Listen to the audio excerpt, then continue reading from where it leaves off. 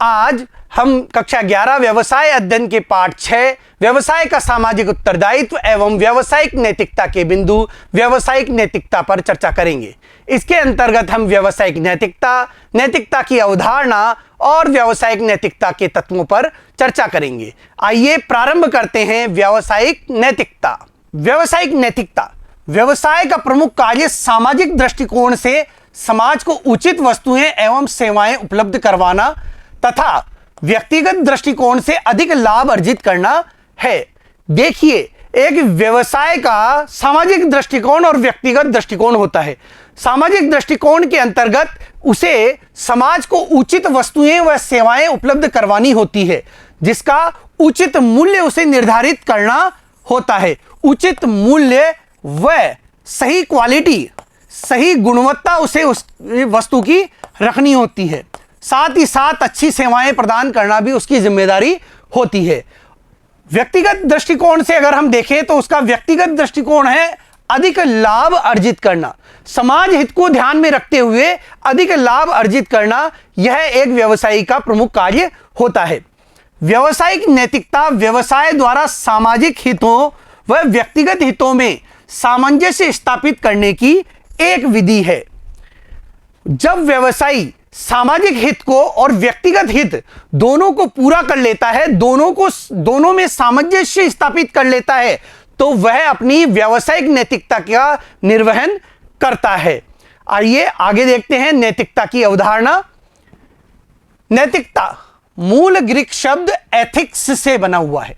यह ग्रीक शब्द एथिक्स से लिया हुआ है, जिसका अर्थ होता है सदाचार, आदर्श या नीति के अनुसार किया जाने वाला कार्य। इसका अन्य अर्थ हम ले सकते हैं चरित्र मानक। साथ ही साथ इसको हम समाज से मान्य, जो समाज में मान्य बातें होती है उसके अनुसार किया जाने वाला कार्य भी कह सकते हैं कि नैतिक कार्य वह है जो समाज से मान्य हो, समाज द्वारा जिसे मान्यता प्रदान की गई हो। समाज की मान्यताओं या सिद्धांतों के अनुरूप कार्य, निर्णय या व्यवहार को नैतिक व्यवहार माना जाता है। ऐसा कोई भी कार्य जो समाज की मान्यताओं और सिद्धांतों के अनुरूप हो, सिद्धांत जो समाज के द्वारा दिए गए हैं, जो समाज द्वारा मान्यताएं हैं, उनके अनुरूप किया जाने वाला कार्य, उसके अनुरूप लिया गया निर्णय और उसके अनुरूप किया जाने वाला व्यवहार नैतिक व्यवहार माना जाता है। जैसे एक व्यवसायी का नैतिक व्यवहार है उचित वस्तु, अच्छी क्वालिटी की वस्तु वह समाज को दे, वस्तुओं का सही मूल्य रखे, मिलावट ना करे, जमाखोरी ना करे, कोई भी ऐसा कार्य ना करे जिससे समाज का हित प्रभावित हो, तो यह उसका नैतिक व्यवहार होता है। आइए देखें, नैतिकता का संबंध समाज द्वारा निर्धारित व्यवहार के मानकों के आधार पर यह निर्णय लेने से है कि कौन सा मानवीय व्यवहार उचित है या अनुचित है। देखिए, जिस व्यवहार को यह देखा इस कसौटी पे खरा उतारा जाए कि वह सही होगा या गलत होगा, तो वह नैतिकता से जुड़ा हुआ होता है। नैतिकता का संबंध समाज द्वारा निर्धारित व्यवहार के मानकों के आधार पर, समाज ने जो मानक निर्धारित कर रखे हैं उन मानकों के आधार पर किया जाने वाला कार्य सही है या गलत है। जब हम इस कसौटी पर उस व्यवहार को रख लेते हैं कि वह व्यवहार सही होगा या गलत होगा, जैसे मिलावट करना सही है या गलत है, सब जानते हैं यह कार्य गलत है। वस्तु और सेवाएं उचित मूल्य पर ग्राहक को प्रदान करना, यह सही है या गलत है, यह कार्य सही है। तो इस प्रकार जब हम किसी चीज के सही गलत का पता लगाते हैं तो वह नैतिकता से जुड़ा हुआ होता है। व्यावसायिक नैतिकता का सीधा संबंध व्यावसायिक उद्देश्य, चलन तथा तकनीक से होता है जो समाज के साथ चलन में रहते हैं। ऐसे कार्य जो समाज के साथ चलन में रहते हैं और व्यवसाय के लिए जरूरी हैं, वह व्यावसायिक नैतिकता से जुड़े हुए होते हैं। समाज के विकास के लिए व्यावसायिक इकाइयों द्वारा नैतिक मूल्यों का पालन आवश्यक है। हर व्यावसायिक इकाई के लिए यह आवश्यक है कि वह नैतिक मूल्यों का पालन करे ताकि उससे समाज का विकास हो। यदि समाज का विकास होगा तो व्यवसाय का विकास भी होगा। व्यावसायिक नैतिकता के तत्व। बच्चों, अब हम व्यावसायिक नैतिकता की क्या तत्व हैं इन पर चर्चा करते हैं। नैतिकतापूर्ण व्यावसायिक व्यवहार उद्यम व समाज दोनों के हित में होता है। देखिए, नैतिकतापूर्ण किया गया व्यवहार व्यवसाय के हित में भी है और समाज के हित में भी है। दोनों को लाभ तभी प्राप्त होगा जब नैतिकतापूर्ण व्यवहार किया जाएगा। मूल तत्व, पहला तत्व है उच्च स्तरीय प्रबंध की प्रतिबद्धता। उच्च स्तरीय प्रबंध को नैतिक मूल्यों के प्रति, नैतिक दायित्वों के प्रति, व्यावसायिक नैतिकता के प्रति कटिबद्ध होना पड़ेगा, प्रतिबद्ध होना पड़ेगा। परिणामों की प्राप्ति के लिए नैतिक व्यवहार अपनाते हुए प्रतिबद्ध होना, संगठन के मूल्यों के विकास तथा अनुरक्षण के लिए सदैव अपना नेतृत्व अवरुद्ध गति से प्रदान करते रहना, यह उच्च स्तरीय प्रबंध की प्रतिबद्धता को प्रदर्शित करता है। अगला बिंदु है सामान्य कोड का प्रकाशन। उद्यमों द्वारा नैतिक सिद्धांतों को लिखित प्रलेखों के रूप में परिभाषित करना कोड कहलाता है।